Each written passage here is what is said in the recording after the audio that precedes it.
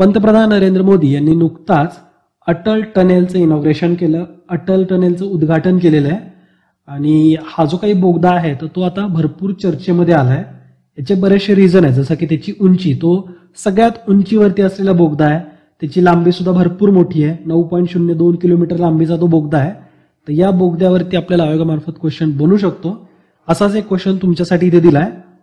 खालीलपैकी कोणती प्रसिद्ध खिंड ही हिमाचल प्रदेशमध्ये आहे? अ आहे रोहतांग, ब शिपकीला आणि क बारालाचाला. तर यापैकी कोणत्या खिंडी या हिमाचल प्रदेशमध्ये आहेत असं आपल्याला विचारलंय.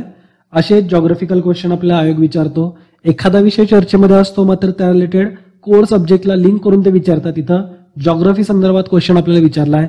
ज्या महत्वाच्या खिंडी आहेत आपल्या संपूर्ण देशामधल्या, तर त्याची नावं तुम्हाला लक्षात असणं गरजेचं आहे. इव्हन हिमालयामधल्या महत्वाच्या खिंडी कोणत्या हे अगदी तोंडपाठच पाहिजेत. तर आपल्याला इथे हिमाचल राज्यामधल्या कुठल्या आहेत नाहीत असं विचारलंय. तर पहिल्यांदा आपण अटल बोगद्याविषयी जाणून घेऊ. या क्वेश्चनचा आन्सर तुम्हाला शेवटी देता येईलच. आता हे अटल बोगदा नेमका चर्चेमध्ये का आला? पंतप्रधानांनी हिमाचल प्रदेशमधल्या रोहतांग मधील अटल बोगद्याचं उद्घाटन केलं.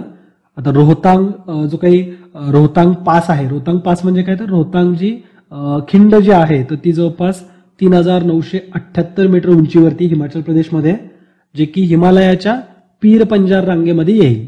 ठीक आहे, तर पीर पंजार रांगेमध्ये रोहतांग पास आहे, रोहतांग खिंड आहे. हा पॉईंट तुम्हाला लक्षात असायला हवा, जॉग्राफी रिलेटेड आहे, महत्वाचा आहे. हा जो काही अटल बोगदा जो आहे ना तर तो जवळपास 9.02 किलोमीटर एवढा लांब आहे, जो जवळपास 3000 मीटर उंचीवरती आहे. 3000 मीटर उंचीपेक्षा सुद्धा जास्त उंचीवरती असलेला जगातला सर्वात लांब हायवे बोगदा म्हणून त्याची नोंद झालेली आहे. ओके, तर जगातला सर्वात उंचीवरचा सर्वात लांब बोगदा म्हणून त्याची नोंद झालेली आहे. तर इतकं महत्वाचं ठिकाण असल्यामुळं आपल्याला एक्झाम मध्ये यावरती क्वेश्चन बनू शकतो. रोहतांग खिंडीच्या पश्चिमेच्या डोंगरांना कापत तयार केलेला हा एक बोगदा आहे, जो की जवळपास 46 किलोमीटरचा अंतर आता कमी करतोय.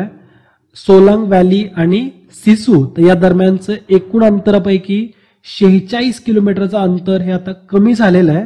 आणि आता फक्त या बोगद्याच्या माध्यमातून जे 46 किलोमीटर अंतर जे कापायला वेळ लागत होता तो वेळ आता फक्त 15 मिनिटं लागतोय. कारण तो बोगदा जो 9.02 किलोमीटरचा बोगदा आहे हा अराउंड 15 मिनिटांमध्ये कव्हर होईलच. ओके, कारण तो हायवे, तिथून मोठा हायवे सुद्धा पास केलेला आहे, अतिशय प्रचंड असं त्याचं इन्फ्रास्ट्रक्चर आहे. तर यामुळं हे जे अंतर आहे तर हे सुद्धा 46 किलोमीटरनी कमी झालं. या व्यतिरिक्त 15 मिनिटांमध्ये हा रस्ता आता पूर्ण होतोय.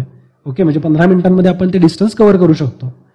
ओके, आणि यापूर्वी सोलांग व्हॅली आणि सिसू या दरम्यानचं अंतर पार करण्यासाठी 4 तासांचा वेळ लागायचा, कारण 46 किलोमीटरची पूर्ण घाटाघाटाचा रस्ता होता. तुम्हाला माहिती असेल घाटामध्ये ड्राईव्ह करणं हे डिफिकल्ट असतं आणि 3000 मीटर उंचीवरती ड्राईव्ह करणं तर जास्तच डिफिकल्ट होतं. तर 46 किलोमीटर पार करण्यासाठी जवळपास 4 तास वेळ लागायचा. आता तेच अंतर फक्त 15 मिनिटांमध्ये कव्हर होत आहे. ओके, तर इतका स्ट्रॅटेजिकली महत्वाचा असा बोगदा आहे. हा बोगदा वर्षभर कनेक्टिव्हिटीसाठी सुद्धा महत्वाचा आहे, कारण लडाख, मनाली आणि चंदीगड हे जोडण्यासाठी पूर्ण वर्षभर आपली कनेक्टिव्हिटी राहत नव्हती. हिवाळ्यामध्ये ज्यावेळेस बर्फ पडतो तर त्यावेळेस इथलचे बरेचसे रस्ते बंद करावे लागायचे, घाटातले रस्ते बंद करावे लागायचे. मात्र आता या बोगद्यामुळं हा संपूर्ण प्रदेश हा वर्षभर कनेक्टेड राहील. म्हणजे लडाखची आपली जी जोडणी आहे ती पूर्ण एक वर्षभर राहणार आहे, सलग वर्षभर कनेक्टिव्हिटी असणार आहे. तर कनेक्टिव्हिटीच्या पॉईंट ऑफ व्ह्यू सुद्धा महत्वाचा आहे. आणि बोगदा हा संपूर्ण सशस्त्र दलाला सुद्धा वापरण्यात येतोय. म्हणजे खरं तर हा सशस्त्र दलाला आपल्या एक समर्पित असा बोगदा असणार आहे, ज्यावरून लष्कराची ये जा करणं, सैन्याला धान्य पुरवठा असेल, लष्कराचा पुरवठा असेल, त्यांचा ट्रान्सपोर्ट असेल, तर हे अगदी वेगाने आणि सुलभ पद्धतीने होईल. ओके, तर अशा स्ट्रॅटेजिक पॉईंट ऑफ व्ह्यू म्हणजे रणनीतीने सुद्धा अतिशय महत्वाचा बोगदा आहे. हा बोगदा शेतकऱ्यांसाठी सुद्धा एक वरदानच ठरतोय, कारण शेतकऱ्यांचा जो शेतीमाल असतो म्हणजे मटर असेल, टमाटे असतील, तर हे जे पिकं आहेत तर ते ट्रकामध्येच अधिक कुजून जायचे. म्हणजे ट्रान्सपोर्टमध्ये जितका वेळ जायचा की ट्रकमध्येच ते कुजून जात होते. मात्र आता कमी वेळेमुळे म्हणजे अतिशय कमी वेळेत आपण एवढं सगळं डिस्टन्स कव्हर करतोय, तर हे सगळं आता ट्रकमध्ये कुजणार नाहीये. तर मालाची ये जा करणं किंवा पिकं येणं तर हे सुद्धा अतिशय सोपं होणार आहे. त्याचबरोबर पर्यटनाला सुद्धा चालना मिळणार आहे, कारण जगातला सगळ्यात हाईट वरती असलेला सगळ्यात लांब बोगदा हे बघण्याचंच कुतूहल भरपूर जणांच्या मनामध्ये असेल आणि नक्कीच पर्यटनाला सुद्धा चालना देणारा हा बोगदा आहे. या बोगद्याच्या माध्यमातून लद्दाखमध्ये जे रहिवासी आहेत, मनालीमधून लद्दाखला जे जातात, तर अशांसाठी कनेक्टिव्हिटी सुद्धा सोयीची होतीये. आरोग्य सुविधा असतील, अन्न पुरवठा असेल, तर या सगळ्या सुविधा हे आता रहिवाशांना अगदी व्यवस्थितपणे ऑन टाइम सगळं अवेलेबल होईल. पेट्रोल, भाजीपाला हा तिथलच्या जीवनावश्यक वस्तूंचा भाग आहे, जो आता वर्षभर तिथं उपलब्ध असणार आहे.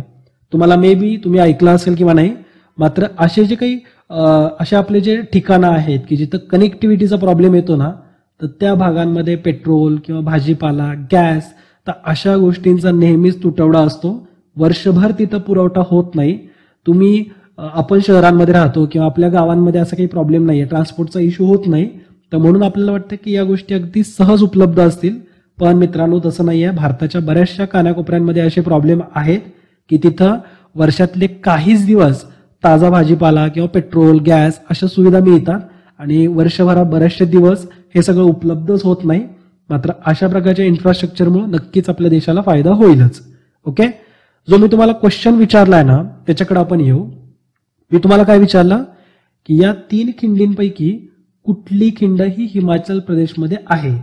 तर हिमाचल प्रदेशमधल्या महत्वाच्या खिंडी आपल्याला माहिती असायला पाहिजेत. खरं तर जे आपल्या एकूणच हिमालयाच्या वेगवेगळ्या रांगांमधल्या महत्वाच्या खिंडी आहेत ना, त्यांची नावं लक्षात ठेवणं खूप गरजेचं आहे.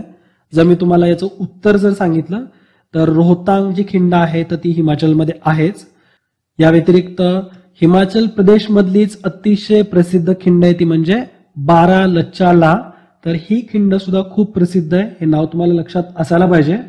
आणि शिपकीला ही सुद्धा जी खिंड आहे तर ती सुद्धा हिमाचल प्रदेशमध्येच येते.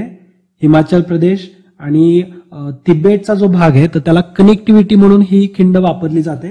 चायनामधला म्हणण्यापेक्षा आपण ऑटोनॉमस तिबेटच म्हणू. तर इथलच्या प्रदेशामध्ये असलेली ही खिंड म्हणजे तिन्ही खिंडी ह्या हिमाचल प्रदेशमधल्याच आहेत. आपलं जे आन्सर राहील ते म्हणजे पर्याय क्रमांक 3, सर्व खिंडी ह्या हिमाचल प्रदेशमधल्या आहेत. ओके, तर आय होप तुम्हाला अटल बोगद्याबद्दलची किंवा अटल टनेल बद्दलची सगळी इन्फॉर्मेशन मिळाली असणार आहे.